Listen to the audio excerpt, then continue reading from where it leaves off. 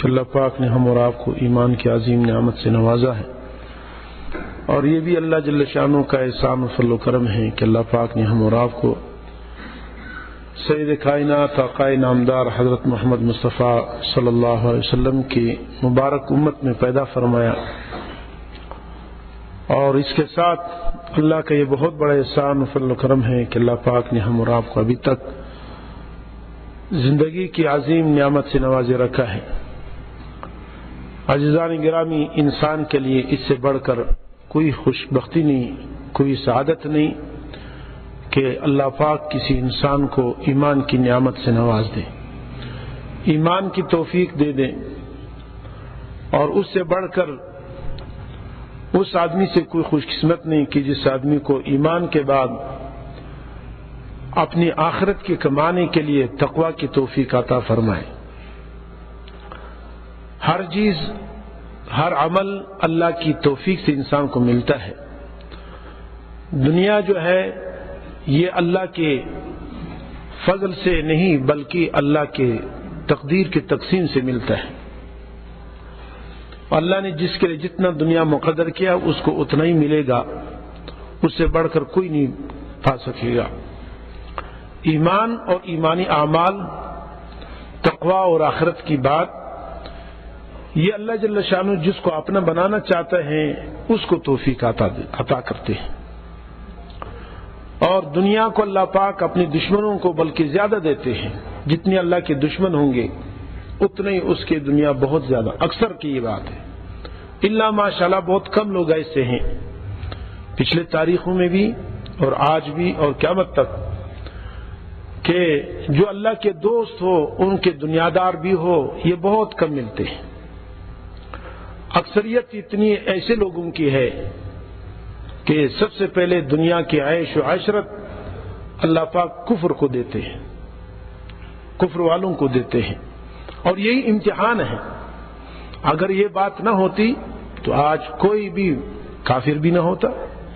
اسی دھوکے کی وجہ سے، اسی کی وجہ سے اکثریت لوگ غیر مسلم ہیں، اللہ نے ایمان کی توفیق نہیں دی۔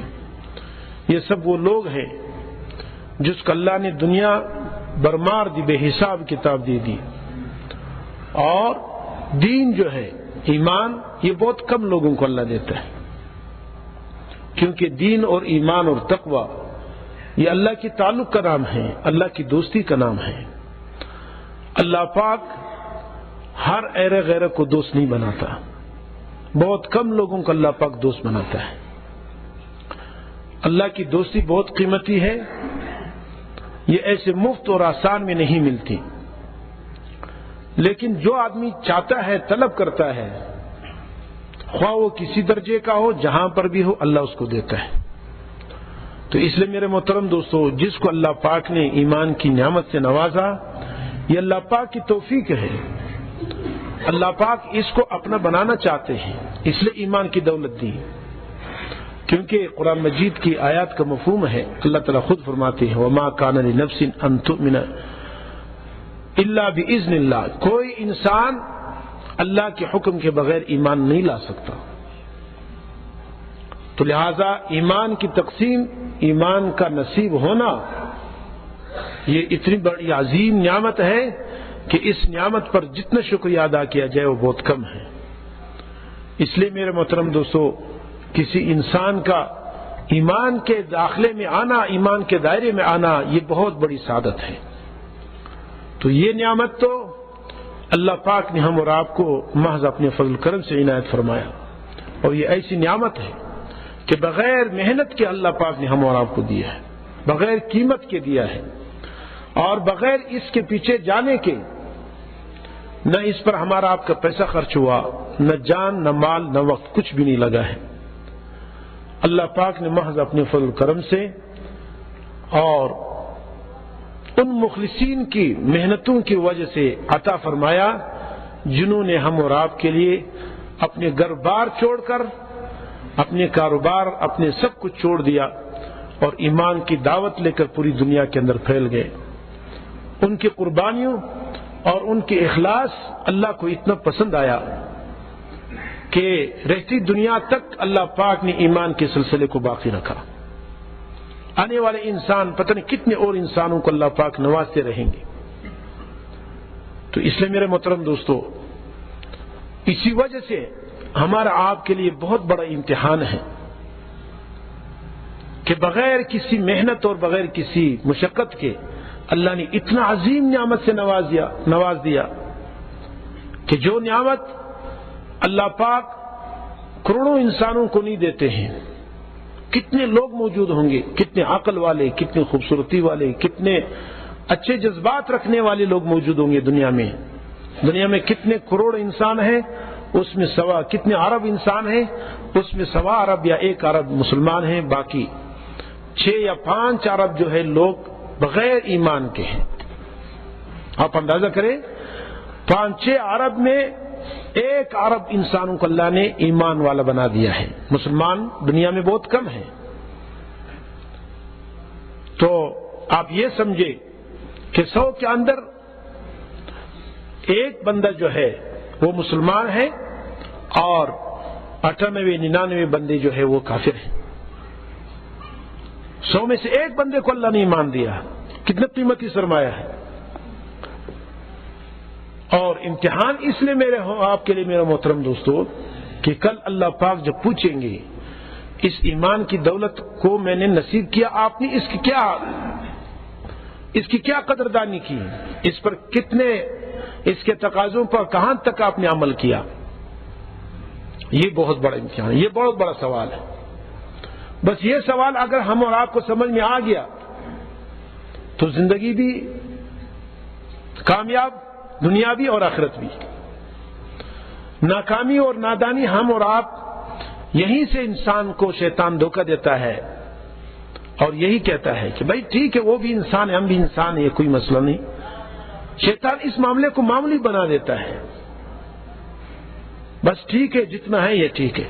نہیں بھائی، یہ بہت بڑی غفلت ہے، بہت خطرناک غفلت ہے. دنیا کا کوئی نعمت فوت ہو جائے ظاہری طور پر نقصان ہے، اور آخرت کے حوالے سے دنیا کا کوئی بھی نقصان مسلمان کے لیے نقصان نہیں ہے. دنیا کا کوئی بھی نقصان ہو گیا، آنکھیں نکل گئی، بیماری ہو گیا، کسی نے ظلم کیا، مال ختم ہو گیا، بچے نہیں ہیں، یہ جتنی بھی تکلیف ہے، ایک ایک تکلیف کا اللہ کے ہاں اتنا بڑا اجر ہے بشرط ایمان. اگر ایمان ہے تو ہر تکلیف مسلمان کے لیے خیر کا سبب ہے، ہر پریشانی یہ انسان کے لیے خیر کا سبب ہے. تو اس لیے دنیا کا تو کوئی نعمت جو ہے وہ انسان کے لیے کوئی، اس کے فوت ہونا انسان کے لیے کوئی نقصان کی بات نہیں، بلکہ اس سے بڑھ کر کے ملے گا. ہاں، جہاں تک سب سے زیادہ گھاٹے اور نقصان والی بات ہے ایمان کے، اگر نقصان ہو گیا، ایمان مل کر اس کے تقاضوں پہ عمل کی توفیق نہیں ملی، ایمان مل کر اس کی قدردانی نہیں ہوئی اور اسی حالت میں موت آ گئی، تو یہ اتنی بڑی غفلت ہے کہ کل قیامت میں پھر اس کا آنکھیں ہر انسان کا کھل جائے گا. قیامت تو بہت دور ہے ہمارے آپ کے خیال کے مطابق. جب انسان مرے گا فوراً شروع ہو جائے گا معاملہ. موت ہر انسان کے لیے حتماً اٹل اور یقینی ہے، اور پتہ بھی نہیں کس وقت ہم نے مرنا ہے. جو موت سے فوراً پتہ چل جاتا ہے کہ میرے ایمان کے تقاضے پورے تھے یا نہیں تھے. تو اس لیے میرے محترم دوستو، اس چیز پر ہر آدمی کو سوچنا چاہیے. اپنی قیمتی زندگی کو یوں ہی حیوانوں کی طرح مت گزارے. صرف کھانے پینے کے لیے ہم پیدا ہوئے، صرف مکان بنانے کے لیے پیدا ہوئے، یا کوئی عہدہ مل گیا، بس یہ کوئی چیز ہے جس کے لیے اللہ نے اتنی نظام بنایا؟ یہ انتہائی حماقت ہے جو آدمی یہ تصور کرتا ہے، جس آدمی کے یہ خیالات ہیں، جس آدمی کی دنیائی زندگی کا طرز عمل یہ ہے بس یوں پیدا ہوگا، یہ نظام ہے چلتا رہتا ہے، کوئی بات نہیں. یہ بہت بڑی غفلت ہے، بہت بڑی غفلت. نہیں میرے محترم دوستو، اللہ پاک نے ہم اور آپ کو ایک بہت بڑی عظیم مقصد کے لیے پیدا کیا ہے. اللہ پاک کا ایک کام بھی فضول نہیں ہے. اگر صرف کھانے پینے کے لیے پیدا کرتے، اپنے شہوتوں کو پورا کرنے کے لیے پیدا کرتے، دنیا کے جنگلوں میں لاتعداد جانور پھر رہے، وہ بھی اسی طرح ہے۔ ہر جانور کو اپنی ٹائم پہ کھانا ملتا ہے، ہر جانور، ہر درندہ اپنے وقت کے مطابق اپنی خواہشات پورا کرتا ہے، ہر پرندہ اپنے کھانے کھاتے ہیں، ہر ایک کو مل رہا ہے۔ پھر ہمارے اور ان کے درمیان میں کیا فرق ہے؟ ہم کو کیوں اشرف المخلوقات کہا گیا؟ انسان سب سے بہترین مخلوق ہے اللہ کی مخلوقات میں، یہ کیوں؟ یہ عقل سے سمجھ میں آنے والی بات ہے۔ اس لیے اس غفلت سے اپنے آپ کو نکالیں، اور جب مقصد متعین ہوگا تو اس کی طرف جانا بھی آسان ہوگا۔ اللہ معاف فرمائے، ہمارے آپ کے مسلمان اکثریت اپنی زندگی کے مقصد جیسے کافرانہ زندگی گزار رہے ہیں، جیسے کافر زندگی گزارے، اس کی زندگی کا آگے کوئی مقصد نہیں، دنیا کی چیزیں اس کو مقصد بنایا ہوا ہے۔ ہم مسلمان اکثریت بتا رہا ہوں، ہمارے جو غافل مسلمان ہیں، دین سے دور ہیں، برائے نام مسلمان ہیں، ان کی بھی یہ مقصد ہے، بس گاڑی ہو، بنگلہ ہو، اپنے بیوی بچے ہو، کوئی ہمیں سلوٹ کرے، کوئی منصب ہو، کوئی عہدہ ہو، بس مجھے کوئی تکلیف نہ پہنچے، مجھے کوئی خوف نہ پہنچے، دنیا کے حالات سے مجھے کوئی گزرنا، ہمیں کسی کی کوئی کیا پرواہ نہیں۔ یہ کافروں والی زندگی ہے، یہ ان کا سوچ نظریہ ہے، یہی سوچ و نظریہ آج مسلمانوں کا بھی ہے۔ صرف مسلمان ملک میں پیدا ہو گئے اور مسلمان خاندان میں پیدا ہو گئے، اس لیے ہمارا نام مسلمان ہے، ان کا نام کافر ہے۔ مقصد کے اعتبار سے ہم سب اکٹھے ہیں، اور یہ بہت بڑی خطرناک غفلت ہے میرے محترم دوستو۔ بھائی مسلمان کی زندگی کا ایک عظیم مقصد ہے، مسلمان اور کفر یہ دونوں برابر نہیں ہو سکتے ہیں، لا یستوون۔ قرآن فرماتے ہیں کیا اندھا اور نابینا، دیکھنے والا اور کیا ہے نابینا برابر ہو سکتے ہیں؟ اللہ تعالیٰ فرماتے ہیں کیا اندھیرا اور روشنی اور اندھیرا برابر ہو سکتا ہے؟ هل تستوی الظلمات والنور؟ اللہ سوال کر رہے ہیں، نہیں ہو سکتا۔ سایہ اور دھوپ برابر ہو سکتا ہے؟ نہیں ہو سکتا۔ جیسے یہ اتنی واضح چیزیں آپ کے سامنے مثالیں ہیں، یہ برابر نہیں ہو سکتے، یہ آپ کے سمجھ میں آتا ہے۔ اللہ فرماتے ہیں ایسے میرے ماننے والے اور میرے نہ ماننے والے یہ بھی برابر نہیں ہو سکتے، یہ اس سے بھی زیادہ ہے۔ ایک خالق کائنات کو مانتا ہے، ایک خالق کائنات کا انکار کرتا ہے، کتنا فرق ہے۔ ایک اپنے خالق و مالک کو مانتا ہے، اپنی عزت اور ذلت، اپنی موت و حیات کا مالک ایک واحد اللہ کو تسلیم کرتا ہے، اور ایک ایسا بندہ ہے وہ کہتا ہے نہیں یہ دنیا کی قدرت چل رہا ہے، یہ دنیا کا نظام چل رہا ہے۔ کتنا فرق ہے۔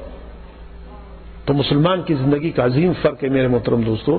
ہم یوں ہی پیدا نہیں ہوئے، ضرورتیں ان کی بھی ہے، ہماری بھی ہے۔ مقاصد اور ہوتا ہے، ضرورتیں اور ہوتی ہیں۔ مقصد کے لیے ضرورتوں کو قربان کیا جا سکتا ہے، اور مقصد کو ضرورتوں کے لیے قربان نہیں کیا جا سکتا۔